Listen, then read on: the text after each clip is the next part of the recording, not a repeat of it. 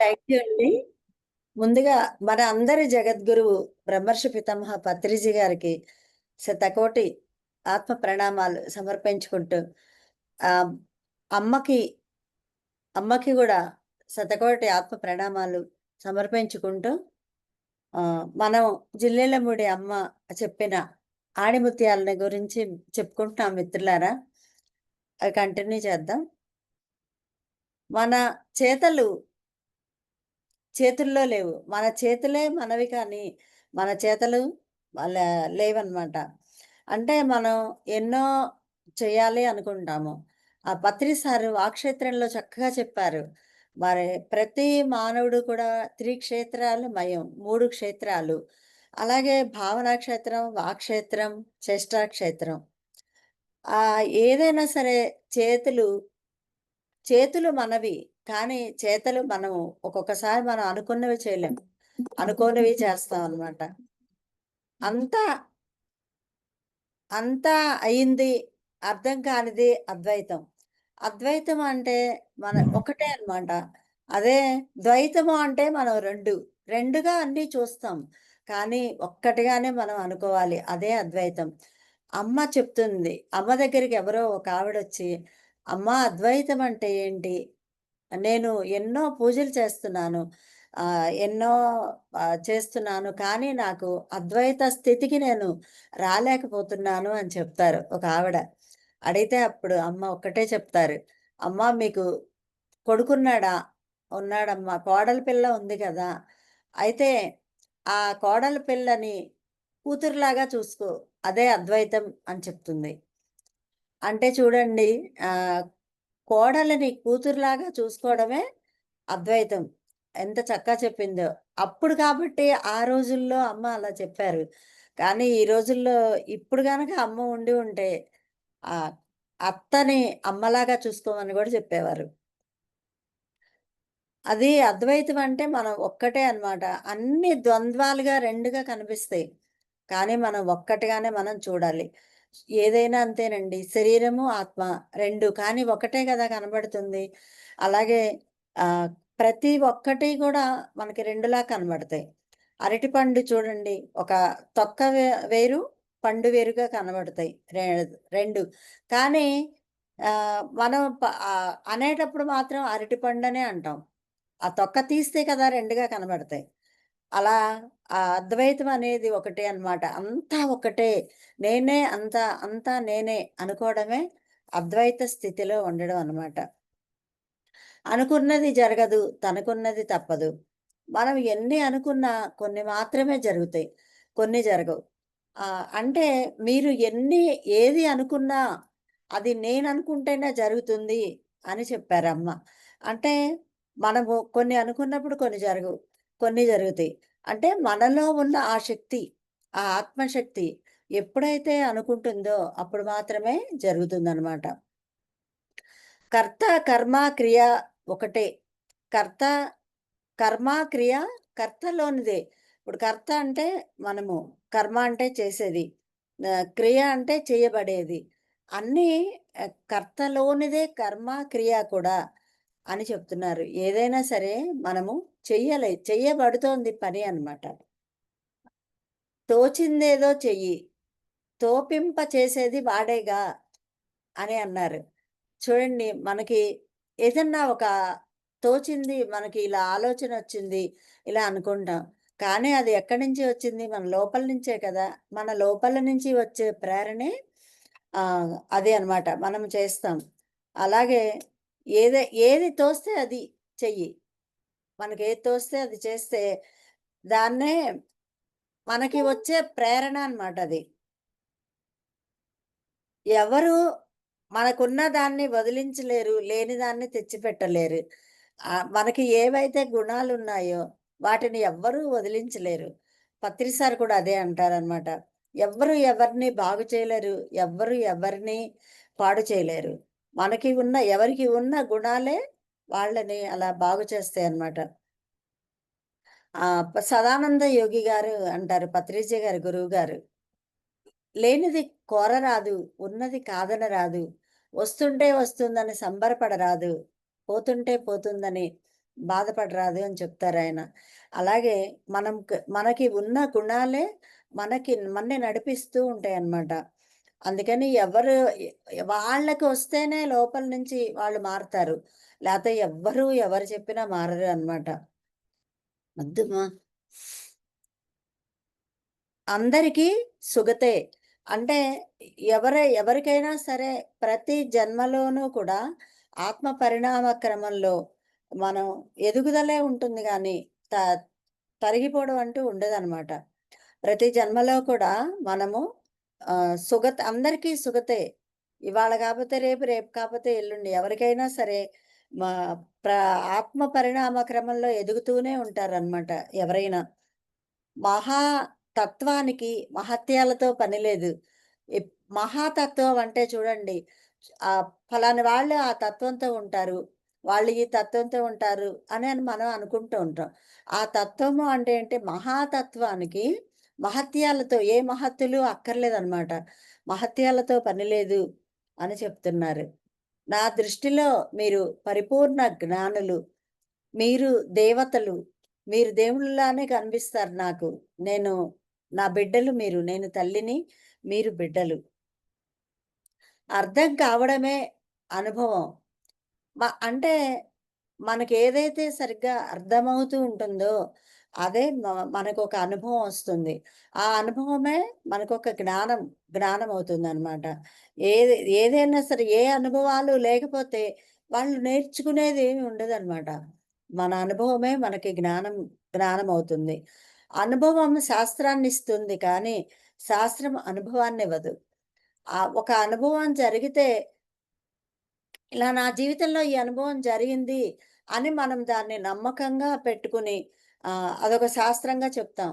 ఇప్పుడు మహానుభావులు అందరూ కూడా అలాగే మనకి వాళ్ళ అనుభవాలు మాత్రమే రాసి ఆ జ్ఞానాన్ని మనకందరికీ అందించారు. అలాగే ఎవరి అనుభవం అయినా సరే అదొక శాస్త్రాన్ని ఇస్తుంది. లేతే వాళ్ళకి తెలియంది, వాళ్ళ జీవితంలో లేనిది ఎవ్వరూ మనకి చెప్పలేరనమాట. అలాగే శాస్త్రం అనుభవాన్నివ్వదు. మనం అది ఆ పుస్తకం, ఈ పుస్తకం చదువుకుని అది మన అనుభవం అవ్వదు కదా! వాళ్ళందరి అనుభవాలు అవుతాయి. మనకు అనుభవం అవ్వదు. అలాగే మన అనుభవం మాత్రమే శాస్త్రాన్ని ఇస్తుందనమాట. ఎవరి అనుభవం వాళ్ళకి. ఆధ్యాత్మికానికి, లౌకికానికి తేడా లేదు. అలాగే పత్రిసారి గూడా అదే చెప్తారు. 50% ప్రాపంచికంలో ఉండాలి. 50% ఆధ్యాత్మికంలో ఉండాలి. అంటే ఆహ్, అప్పుడు గాని ఫుల్ అవ్వదనమాట. అమ్మ కూడా ఇది లౌకికం వేరు. మనం లౌకికంగా ఏ పనులైతే చేయాలో, మనం ఏ బాధ్యతలైతే నిర్వహించాలో, అవన్నీ చే చేయడము కూడా ఆధ్యాత్మికమే అంటారు. ఆ మొత్తం 2 ఒకటే. 2 వేరుగా అసలు లేనే లేవు. ఆహ్, ర మనం చేసే పనులు గాని ఏదైనా అన్నీ కూడా ఒకటే, ఒకటేగా ఉంటుంది. అందుకని ఆధ్యాత్మికం, లౌకికం నాకు తేడానే లేదు అని చెప్తారు. జ్ఞానం వాడు ఇస్తే వచ్చేదే కానీ, నీవు సాధన చేస్తే వచ్చేది కాదు. ధ్యానం చేస్తాం మనము.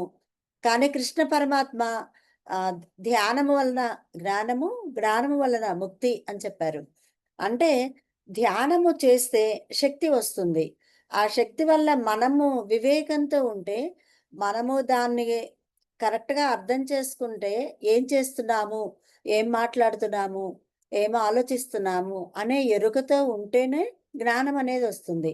లేకపోతే ఎంత ధ్యానం చేసినా జ్ఞానం అనేది రాదు. మన్ని మనం ఎప్పుడైతే చెక్ చేసుకుంటామో స ధ్యానము, స్వాధ్యాయము, సజ్జన సాంగత్యము. ఈ 3 ఎప్పుడైతే చేస్తూ ఉంటామో అప్పుడు మనం ఆ జ్ఞానాన్ని తీసుకోగలుగుతాం అన్నమాట. అందుకని జ్ఞానం అనేది ఎవ్వరు ఇచ్చేది కాదు. చెబుతారు అందరూ. ఇప్పుడు పత్రి సార్ చెప్పారు. క ఆ బాటలో మనం వెళ్తేనే మనం ఆ జ్ఞానాన్ని సంపాదించుకుంటాం. లేకపోతే గనక ఎంత ధ్యానం చేసినా బూడిదలో పోసిన పన్నీరే అవుతుంది. అందువలన ఒకళ్ళు ఇచ్చేది కాదు. మన లోపల నుంచి వచ్చేదనమాట జ్ఞానం. ఎవ్వరు ఎవ్వరు ఇచ్చినా దాన్ని ఎప్పుడైతే ఆచరణలో పెడతామో మనకు తెలిసిన దాన్ని, అప్పుడు మాత్రమే మనకి జ్ఞానం వస్తుందనమాట. లేకపోతే అసల జ్ఞానం అనేది ఇవ్వలేరు. ఎవ్వరు మనకి చేయలేరు. మనకి మనమే తెచ్చుకోవాలి జ్ఞానం. ఏ భావమైనా స్థిరంగా తెలుసుకోవడమే జ్ఞానం. ఏ మనలో వచ్చే భావాలు సరిగ్గా మనం అర్థం చేసుకుంటూ, దానికి మనలో లోపాలన్నీ సవరించుకుంటూ, మనము ఎలా ఉండాలో, ఎలా జీవించాలో అని ఆచరణలో పెట్టినప్పుడే మనము జ్ఞానవంతులమవుతాం.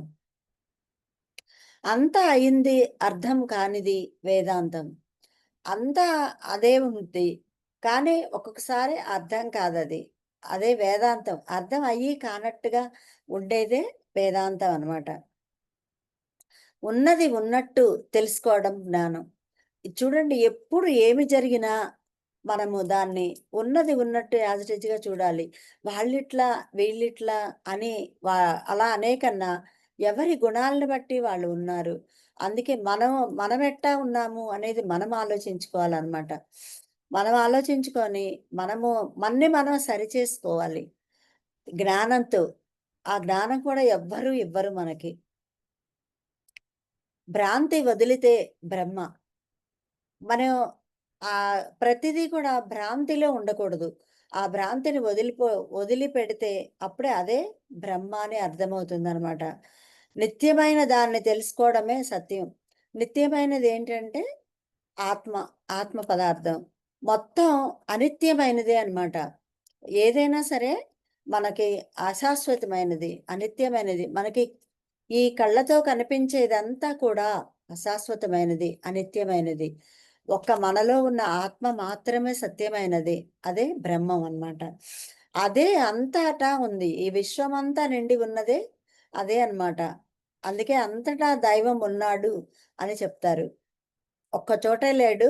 ఆ దైవం అంతా ఎక్కడ చూసినా ఇందుగలడు అందులేడని సందేహం వలదు అని పాడతాడు భక్త ప్రహ్లాదుడు. అలాగే అంతటా ఉన్నదే దైవం అన్నమాట. స్థిమితమైన ప్రజ్ఞ కలవాడే స్థితప్రజ్ఞుడు. ఎప్పుడు ఏమి జరిగినా సరే మనము అలా సాక్షిభూతంగా చూస్తూ స్థిమితమైన ప్రజ్ఞతో ఎప్పుడైతే ఉంటామో అదే హ్మ్. స్థితప్రజ్ఞులు అంటారు వాళ్ళనే. ఏ ఎక్కడ ఏమి జరిగినా సరే అదే అది జరగాల్సి ఉంది, జరిగింది. అంతే. అలా అనుకుంటే గనక మనం హాయిగా ఉంటాం. ప్రతిదానికి ఆలోచించకుండా. నిన్న మేము హైదరాబాదొచ్చాం. నిన్నంత వర్షం అది వచ్చింది. ఎంత వర్షం పడి ఎన్ని నీళ్లున్నా వర్షం కురిసే రోజు. అంతే వర్షమొచ్చింది.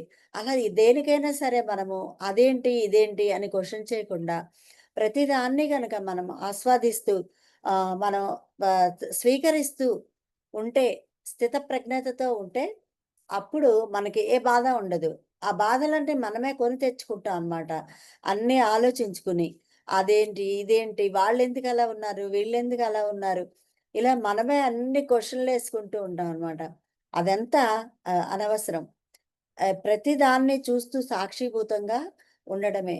మనము ఎలా ఉన్నాలో ముందు మన గురించి మనము నేర్చుకొని ప్రతి వ్యక్తి దగ్గర మనం నేర్చుకోవాలనమాట. నేర్చుకొని సరిగ్గా ఉండడమే అదే స్థిత ప్రజ్ఞత. అయితే చూస్తున్నదంతా నిజ స్వరూపమే. అంతా దైవ స్వరూపమే. ఇది ఎప్పుడైతే మనం తెలుసుకుంటామో, ప్రతి వస్తువులో, ప్రతి వ్యక్తిలో, ప్రతి జీవిలో అంతటా ఉన్నది ఆ దైవమే అని ఎప్పుడైతే తెలుస్తుందో, అప్పుడు మనమంతా దైవాల్లాగా మారిపోతాం అనమాట. దైవ లక్షణాలేంటి అంటే కరుణ, దయ, జాలి ఇవన్నీ దైవ లక్షణాలే. నాకు 2గా కనిపిస్తాయి అన్నీ. కానీ ఒకటిగా అనిపిస్తుంది. మనకు కూడా వాళ్ళు వేరు, వీళ్ళు వేరు అనుకోకుండా ఒక్కటే అంతా మనందరిలో ఉన్నది ఈ ఈ సృష్టి అంతా ఉన్నది ఒక ఆత్మ పదార్థమే అని గనక మనము అనుకుంటే గనక, అప్పుడు ఎక్కడ చూసినా మనకు ఆ దైవత్వమే కనిపిస్తుందనమాట. సర్వము సర్వానికే ఆధారం. ఇప్పుడు ఒక్కళ్ళకి కూడా ప్రతి ఒక్కరితో పనులు ఉంటాయి. అందుకనే అందరితో మనం మంచిగా ఉండాలి. ప్రతి ఒక్కటి ఆధారం. ఇప్పుడు చూడండి, మనం కూర్చుంటాము. కూర్చున్నప్పుడు మనకి కుర్చీలో కూర్చుంటాం. కుర్చీ ఆధారం. కుర్చీలో కూర్చుంటాం. ఆ కుర్చీ భూమికి ఆధారం. అలా ప్రతి ఒక్కటి ఒక్కదానికి ఆధారం అనమాట. అంతటికి అంతా ఆధారం. ఆధారం లేనిది ఏది ఉండదనమాట. సర్వము సర్వానికి ఆధారం. అలా ఒక పువ్వులున్నాయనుకోండి, కాయలున్నాయి. వాటికి కొమ్మల ఆధారం. ఆ కొమ్మలకి చెట్టు ఆధారం. ఆ చెట్టుకి మరి వేర్లు ఆధారం. అలా ఒకదానికి ఒకటి అంతా ఆధారమేననమాట. సర్వం అది పనికిరానిది ఇది పనికొస్తుంది అనేదేమి లేదు. ఈ సృష్టిలో మొత్తం అంతా అంతటికి అంతా ఆధారం అనమాట. అన్నింటిలోనూ ఒక్కటే చూడటము దైవత్వం. అన్నీ ఒకటే అన్నమాట. ఒక జీవులే కాదండి. అందరూ అన్ని వస్తువులు అన్నీ భూమిలోంచి మన పంచభూతాల ద్వారా తయారైనవే అన్నీ. అందువలన అన్నిటిని ఒకటేగా చూడాలన్నమాట. అది వేరు, ఇది వేరు అనుకోకుండా. విచక్షణ లేని వీక్షణే అనుగ్రహం. విచక్షణ ఉండకూడదనమాట. వాళ్ళు, వీళ్ళు అనేది లేకుండా మొత్తటం అంతటిని ఒకే దృష్టితో మనము చూడాలి. ఈ సృష్టిలో ఏ తేడా లేదండి. మన దృష్టిలోనే ఉంది అంతా. అమ్మ అంటారు, భార్య భర్తలిద్దరూ ఒకటే. భర్త ఆహ్, భర్త అనేది బా బాధ్యత తెలుసుకునే ప్రవర్తించేవాడు భర్త. భావం తెలుసుకొని ప్రవర్తించేది భార్య. అంటే ఇద్దరికీ తేడా లేదు అని. ఇద్దరూ ఒకటే. ఎందుకంటే పెళ్లి జరుగుతూ ఉన్నప్పుడు భార్య తల వంచుకుని కూర్చుంటుంది. తాళి కట్టించుకుంటుంది. కానీ భర్త నడుము వంచి తాళి కడతాడు. అంటే ఇద్దరూ వంగుతారు. ఇద్దరూ ఒక్కటే అన్నమాట. ఎవరు ఎక్కువ, తక్కువ అనేది కాదు. కానీ ఆ పురుషాధిక్యత ఉన్న లోకం కాబట్టి అలా ఉండేది. ఇప్పుడు అలా తగ్గుతూ వస్తోందనుకోండి. అందుకే మహిళలకందరికీ పత్రిజీ పెద్ద పీట వేశారు మహిళలకి. ఇదివరకు అలా ఉండేదనమాట పురుషాధిక్యత. అమ్మ ఎంత సింపుల్‌గా అనమాట. ఇద్దరూ వంగుతారు. భర్త నడుము వంచితే భార్య తల వంచుకుంటుంది. భావం తెలుసుకునేది ప్రవర్తించేది భార్య. బాధ్యత తెలుసుకొని ప్రవర్తించేది భర్త. అంటే ఇద్దరికీ ఏ తేడా లేదు. ఇద్దరు సమానమే అని చెప్తుందనమాట. అలాగే హృదయం అంటే గుండె అని కాదు, గుర్తించేది అని. అన్న హృదయపూర్వకంగా అని మాట్లాడతాం మనం. కానీ హృదయం అంటే గుండె అనే కాదు, గుర్తించేది, అంతా తెలుసుకునేది, గుర్తించేది అనే అర్థంట హృదయం అంటే. ఒకాయన "అమ్మా నేనొక గుడి కట్టించాలనుకున్నాను, కానీ కట్టించలేకపోయాను" అంటే, ఎందుకు నాన్న ఇటుకలతో కట్టిస్తేనా గుడా? నీ హృదయంలో నీ హృదయ స్థానంలో కట్టించుకో. నీ ఇష్టమైన దైవం యొక్క రూపాన్ని ఉంచుకో. అదే గుడి. నీ హృదయమే ఒక గుడి అనంట. కానీ మనము కూడా అదే అంటాం కదా! దేహమే దేవాలయం. ఆది శంకరాచార్యుల వారు చెప్తారు. దేహమే దేవాలయం, జీవుడే దేవుడు అని ఆయన ఎప్పుడో చెప్పారనమాట. అందుకని హృదయం అనే గుడిలో నీ ఇష్టదైవాన్ని ప్రవేశపెట్టుకో అని చెప్తుంది. వేరే గుడి కట్టాల్సిన అవసరం లేదు అని. మీరు మాలో దైవాన్ని చూస్తారా? అంటే అందరిలో కనుక మనం దైవాన్ని చూడగలిగితే, ముందు మనకి దైవం అని అర్థమవ్వాలి. ఆ దైవంలాగా ప్రవర్తించాలి. ఆ దైవ గుణాలు మనకి రావాలి. వచ్చిన తర్వాత కానీ మనం ఎదుటి వాళ్ళని దైవంగా చూడలేమనమాట. నా దృష్టిలో అందరూ దైవ స్వరూపులే. మీ అందరిని కూడా దైవాలుగానే చూస్తాను. వేరే మానవులుగా చూడను అని చెప్తోందనమాట. జ్ఞాని మానవుడిలో దైవాన్ని చూస్తాడు. అజ్ఞాని దైవంలో మానవుడిని చూస్తాడు. అంటే అమ్మని అందరూ ఆవిడొక స్త్రీగా ఉంది అనే చూస్తారు కానీ, ఒక మానవిగా చూస్తున్నారు. కా ఆవిడ మాత్రం మనందరిలో దైవాన్ని చూస్తోంది. అదే అంటుంది, "మీరు మానవిగా చూస్తున్నారు. నేను దైవాన్ని చూస్తున్నాను." మనం ఆహ్, చు కొన్ని కొన్నిటిని కఠోర సత్యం అంటాం. కానీ సత్యమే కఠోరమైనది. కఠోర సత్యం కాదు. సత్యమే అలాంటిదిట. ఎందుకంటే ఒక ఒక్కొక్కసారి సత్యం మాట్లాడినప్పుడు ఎదుటి వాళ్ళు జీర్ణించుకోలేరనమాట. ఆ సత్యం అనేది అంత కఠోరమైనది. కానీ కఠోర సత్యం కాదు. మనం అలా అర్థం వాళ్ళు జీర్ణించుకోలేక వాళ్ళకి కఠోర సత్యంగా అనిపిస్తుంది. సత్యం అనేది అలాగే ఉంటుందనమాట. తిథులు విధిని మార్చలేవు. మనం మా మంచి తిథి, నక్షత్రం, వారం అని చూసుకుంటూ ఉంటాం. కానీ అవి మన విధిలో ఏవి జరగాల్సిందో దాన్ని అసలు ఎవరు మార్చలేరనమాట. ఏ మనము అది జరగాలి అనుకుంటే జరగదు. వద్దు అనుకుంటే ఆగదనమాట. అందుకని తిథులు అనేవి దేన్ని మార్చలేవు. అదే ఇంగ్లీష్‌లో డెస్టినీ అంటారండి దాన్ని. అది ఎవరు ఏది జరగాల్సిందో అది జరిగి తీరుతుందనమాట. దాన్నెవరు ఆపలేరు.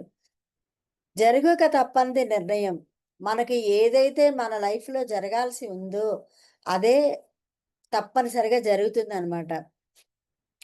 మృత్యుంజయుడు అంటారు. కానీ మృత్యుంజయుడంటే మృత్యువుని జయించడం. అంటే ఈ శరీరంతో ఎప్పుడూ ఉండడం అని కాదు. మృత్యువు అంటే భయం లేకుండా ఉండడం. మృత్యువు గురించి ఎప్పుడైనా వెళ్ళిపోవాల్సిందే కదా! ఎప్పుడొస్తే ఏమి ఐ యామ్ రెడీ అనుకోవడం మృత్యుంజయుడనమాట. మనం చావుకి భయపడకుండా ఉండాలి. ఎందుకంటే మనకి చచ్చినా చావు లేదు. మన ఆత్మకి చావే లేదు గదా! మన శరీరమే చనిపోయేది. అలాంటప్పుడు అదే మృత్యుంజయత్వం అంటారనమాట. చావు గురించి అసలు ఆలోచనే ఉండదు. ఎప్పుడంటే అప్పుడు రెడీ అని అనుకోవడమే అనమాట. భ్రాంతి అంటే ఊహించడం. లేనిది ఉన్నట్లు కనబడడం. అంటే ఒక తాడును చూసి పాము అనుకుంటాం కదా! దాన్నే భ్రాంతి అంటాం. అంటే లేనిది ఉన్నట్టుగా, ఉన్నది లేనట్టుగా కనపడడమే భ్రాంతి అనమాట. ఆ భ్రాంతి, ఆ భ్రమలని మనము తొలగించుకొని చూస్తే గనక మనకంతా సత్యమే కనిపిస్తూ ఉంటుందనమాట. భ్రాంతి అనేది ఉండదు. నీవు ఏది కాదంటున్నావో దానితోనే మాట్లాడుతున్నావు. అంటే చూడండి. ఇప్పుడు శరీరము వేరు, ఆత్మ వేరు అని చెప్తారు కదా అందరూ. అమ్మ 2 ఒకటే అంటుంది. మొత్తం శరీరం కూడా ఆత్మ కాకపోలేదు. ఇప్పుడు ఇందులో చూడండి ఎంత స్పష్టంగా చెప్పిందో. నువ్వు శరీరం నేను కాదంటే శరీరంలో ఉన్నదే కదా! ఈ నోరు మనం మాట్లాడేది. నువ్వు ఏది కాదంటున్నావో దాంతోనే మాట్లాడుతున్నావు. అంటే నీకు ఆత్మ అనేది కనిపించదు. కానీ మాట్లాడిచ్చేది, ఆ ప్రేరణనిచ్చేది అంతా ఆత్మే అన్నమాట. అందుకని ఆత్మే శరీరమే ఆత్మ కాకపోలేదు అని అంటుంది. అంటే ఇదొక కొత్త సత్యం అన్నమాట. మనం వినేదంతా శరీరం వేరు, ఆత్మ వేరు అని అనుకుంటాం. కానీ శరీరము ఏమి చేయాలన్నా, ఏమి ఆలోచించాలన్నా దానికి కారణం మన ఆత్మే. ఆత్మ ప్రేరణతోనే మనం అన్నీ చేస్తూ ఉంటాం అన్నమాట. ఎందరో మహానుభావులు, అందరికీ వందనాలు అని అంటారు జనరల్‌గా అందరూ. కానీ ఎందరో మహానుభావులు కాదు, అందరూ మహానుభావులే. మీరందరూ కూడా మహానుభావులే. మరి మనం ఎందుకు జన్మ తీసుకున్నాము అని అనుకున్నప్పుడు, అనుభవాల కోసమే అని అంటారు కదా! అందుకని అందరూ మహా అనుభవాలు ఉన్నవాళ్ళే మహానుభావులు. ఆ మహానుభావాల కోసమే మనం వచ్చామనమాట ఈ భూలోకానికి. అందుకని కారణ జన్ములు అంటారు కదా! అంటే మన అందరం కూడా ఒక కారణంతోనే వస్తాం. ఇప్పుడు పత్రి సార్ ఉన్నారు. ఆయన ఆ కారణం, ఆ లక్ష్యం ఆయనకి తెలుసు. అది పూర్తి చేసుకొని వెళ్లారు. అంటే ఇప్పుడు మనం కూడా కారణంతోటే వస్తాం. కానీ ఆ కారణాన్ని ఇక్కడికొచ్చిన తర్వాత మర్చిపోతాం. మర్చిపోవడం వల్ల మనకు ఆ లక్ష్యం గుర్తులేక ఇన్ని జన్మలు తీసుకుంటూ ఉంటామనమాట. ఎప్పుడైతే మనము పత్రిసార ఆ ధ్యానం అనే ఒక ఆయుధాన్ని మనకిచ్చారో, దానివల్ల మనం తెలుసుకొని, ఈ సత్యం అంటే ఏంటో తెలుసుకొని మనము అలా ఈ ముక్తి, మోక్షం అంటారు. దానికోసం ఆహ్, దానిలో ప్రయాణిస్తూ ఉన్నాం. ఆ వేలో. ఆ! అంతే కదా! ఆ కారణం అందుకని అందరూ కారణ జన్ములే. అందరూ మహానుభావులే అని అంటారనమాట. ఎంత ఎంత అద్భుతంగా చెప్పారండి ఈ అమ్మ. అలాగే మీకేది తోస్తే అదే చేయండి. అంటే మీకు ఏ ఏది తోస్తే అది చేయండి. మీకు తోపింపచేసేది వాడేగా. అంటే మనలో ఉన్న ఆత్మ అనుకోండి, అమ్మ అనుకోండి, ఎవరైనా అనుకోండి. మీకు తోచిందేదో చేయండి. ఇప్పుడు మనము ఆహ్, పక్కన వాళ్ళతో గనక పెట్టుకుంటే మనము పోటీగా వాళ్ళు హిమాలయస్‌కెళ్లారు, లేతే అక్కడ సాధన చేశారు, లేతే వాళ్ళు ఏదో చేశారు, వాళ్ళకి థర్డ్ ఐ ఉంది, వాళ్ళకి లేతే గత జన్మలు చూసుకున్నారు, హాస్టల్ ట్రావెల్ చేశారు. ఇవన్నీ పక్కన వాళ్ళతో మనం పోల్చుకోకుండా మనకి ఏది సాధన అయితే మనం ఎంత టైం సాధన చేయగలిగితే అదే చేయాలనమాట. అందుకని మీకేది తోస్తే అది చెయ్యండి. సాధ్యమైనదే సాధన. మనకేది సాధ్యమైతే అదే సాధన అనమాట. అందుకని అక్కడ మీకు చేయించేది మీలో ఉన్న శక్తే కదా! అదే చెప్తున్నారనమాట. నేను నేనుగా ఉంటూ నీవైనావు కనుక అనుభవించేవాడు వేరుగా కనబడుతున్నాడు. అంటే అన్ని నేనులు నేనైన నేను అని అంటారు కదా అమ్మ. అందుకని నేనుగా కనబడుతోంది కాబట్టి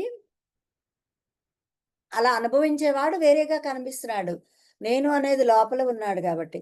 అంతా ఒకటే. ఆ ఆత్మ ప్రేరణ వల్లే అన్నీ జరుగుతూ ఉన్నాయన్నమాట. ఏది వచ్చినా హాయిగా అనుభవించాలి. అంటే బాధలు కూడా భగవంతుడే అని చెప్పారు. చూడండి మనకేదొస్తే ఆ భగవంతుడు నాకిది పెట్టాడు.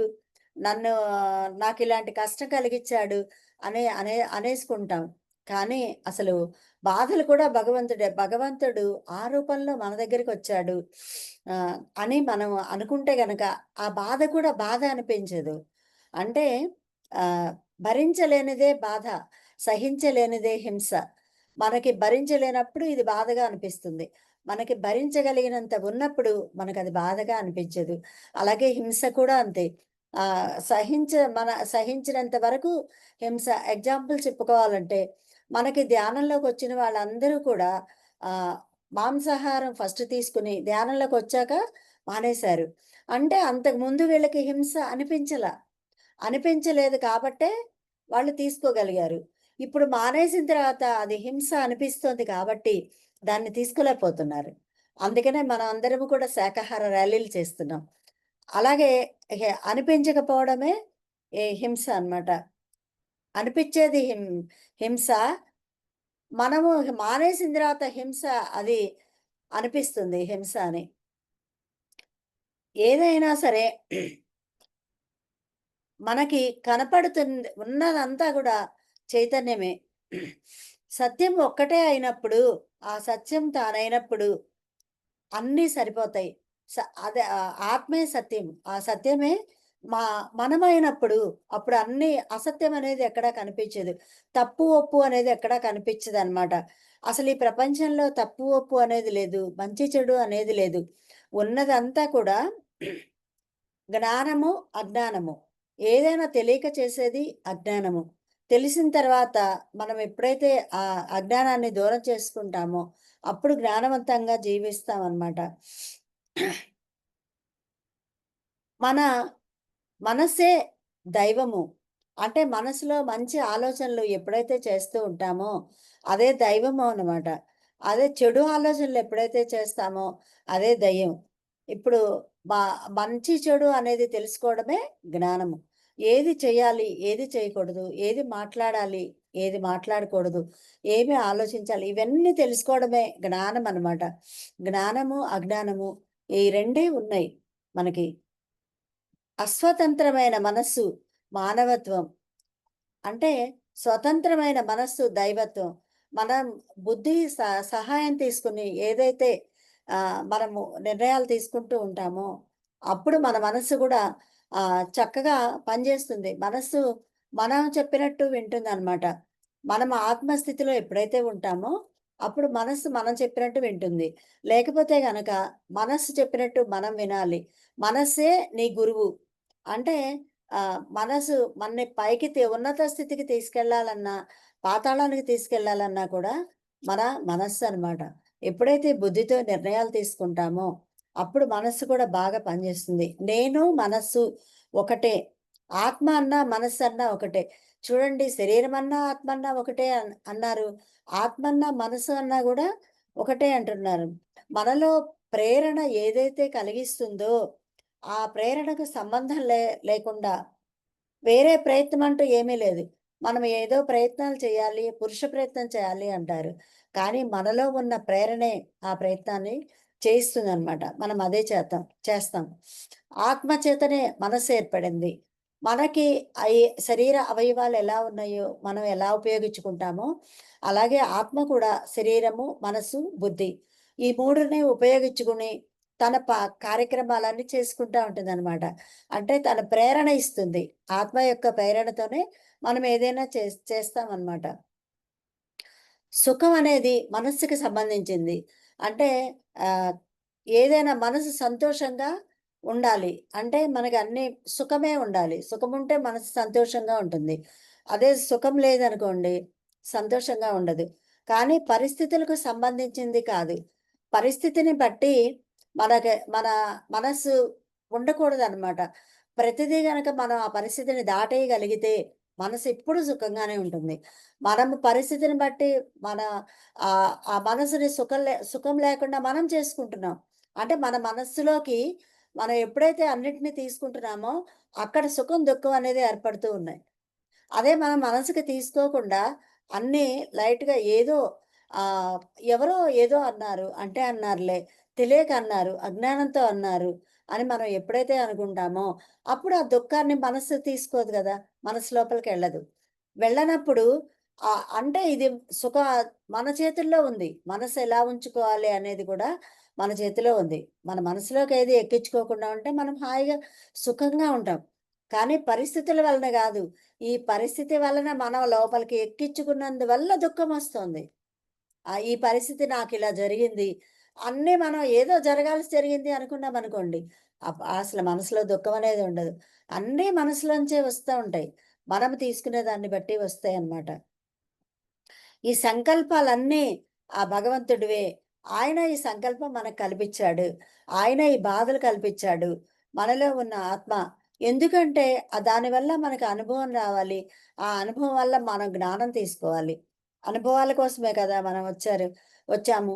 సుఖపడే సుఖపడటమే ఉంది తప్ప ఎవరిని ఎవరు సుఖపెట్టలేరు. ఎవరిని ఎవరికీ సుఖం ఇవ్వలేరు. ఎందుకంటే వాళ్ళ మనసులో దుఃఖం ఉంటే సుఖం ఎలా అర్థమవుతుంది? అర్థం కాదు. అందుకని ఎవరిని ఎవరు సుఖపెట్టలేరు. ఎవరిని ఎవరు ఆహ్, దుఃఖపెట్టలేరు. మనం తీసుకునే దాన్ని బట్టే ఉంటుంది సుఖదుఖాలు. సుఖంలో కమ్ముంది, దుఃఖంలో కమ్ముంది. అది మనం ఎలా తీసుకుంటే మనసుకి అలా అలా ఉంటుందనమాట. దుఃఖానికి చరమదశ సంతోషం, సంతోషానికి చరమదశ దుఃఖం. బాగా సుఖంగా ఉన్నారనుకోండి, వాళ్ళకి తర్వాత వెంటనే దుఃఖం వస్తుంది. బాగా దుఃఖాలు అనుభవిస్తూ ఉన్నారనుకోండి, వాళ్ళకి సంతోషం వస్తుంది. అంటే ఈ 2 కూడా విడివిడిగా లేవు. ఇప్పుడు పగలు, రాత్రి అలా ఎలా ఉన్నాయో సుఖము, దుఃఖము, సంతోషము, దుఃఖము అలా కష్టము. ఇలా 2 కలిసే ఉంటాయి. ఒకదాని తర్వాత ఒకటి వస్తూనే ఉంటాయన్నమాట మన లైఫ్‌లో. 2 ఒకేలా ఎప్పుడైతే తీసుకుంటాం. కరెంట్ పోయిందా? ఇస్తుంది కానీ అయ్యో! ఇదేంటయ్యా? ఆగిపోయిందా? ఆగిపోయింది.